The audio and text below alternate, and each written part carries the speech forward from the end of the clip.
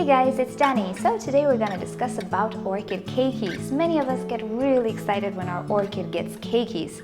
I am not too thrilled about this process, particularly when I have too many keikis. And I have an example to show you what too many keikis can actually do to an orchid. So in front of us today we have two Sedirea japonica orchids. Both of them were purchased from the same source, both received the same care, same fertilizer, same water, same type of medium. However, there is a difference. One of them is really prone to creating keikis excessively, while the other is not. And at this point we have a clear difference between them. One of them is looking much better than the other. Now both of these orchids suffered from a spider mite infestation, so both of them have the traces of spider mite you can see here on the older leaves. However, the orchid that does not have keikis seems to bounce back a lot better. You can see this new leaf looks spot-free, this older leaf is almost spot-free, the leaf is growing larger. Everything works okay. Now both of these orchids do have a pretty okay root system. I cannot complain. However, take a look at the orchid with too many keikis. And to give you a number, we have 1, 2, 3, 4, 5 keikis. 2 of these keikis grew in my care, so it's not a matter of actually using a type of fertilizer or supplement to induce massive keiki production. No, I don't think it's the case, and I do not believe Schwerter uses these methods. They just use the fertilizers they actually said they use in their interview that I made with them. However, the massive keiki production can be attributed to some genetics. And as you can see, this orchid is full of keikis. It does not look that great. It did not produce bigger leaves. It looks rather sad. It did not bounce back from the spider mite situation too good, as you can see.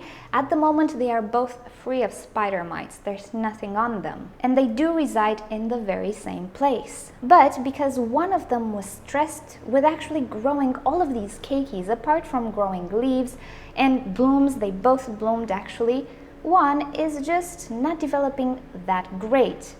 So as you can see in this example, having too many keikis is really not good for some orchids who cannot sustain all of them. Now, why do the keikis form? Well, sometimes it might be due to some supplements that orchids receive, but many of the times it's just a pure genetic malfunction or a genetic thing.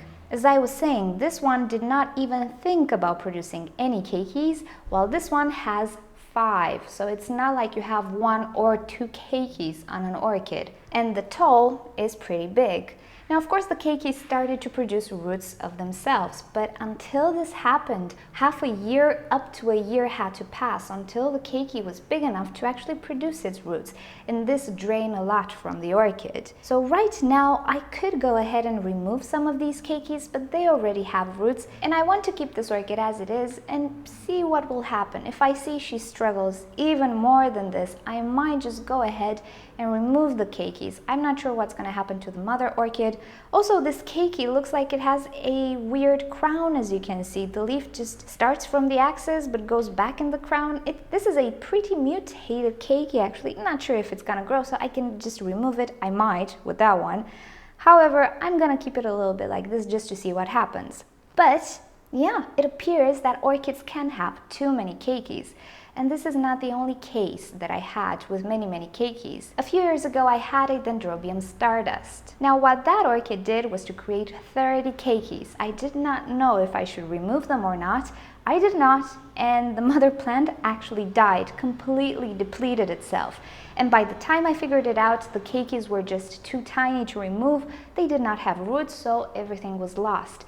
And I had this problem with the stardust twice. So due to my experience, there is such an instance where too many keikis are just too many, and some of them need to be removed, even if they don't have roots. So personally, what I'm gonna do from now on, if my orchids or any of my orchids starts to produce many keikis, more than I think it's okay, I'm just gonna remove them the moment they actually form. I'm not even gonna wait for them to develop roots or anything, I'm just gonna remove them, because I would much rather prefer to have one healthy orchid, one pretty looking orchid like this one, than something like this, which doesn't even look good, and I'm not even sure if it will perform good or if it will survive on the long run. So let me know in the comments below, did you ever have a situation of the sorts in which you actually lost the orchid? Leave me a comment down below, I am really curious to know. So before I let you go, please take a moment to rate this video below with a like or a dislike. A share would be fabulous. These are things that help my channel grow and help me continue to do what I love. Feel free to leave me comments below if you have further questions or suggestions for videos, and subscribe to my channel for daily orchid and plants videos. If you ever want to send me a letter, do so at the address you see on the screen or in the description below,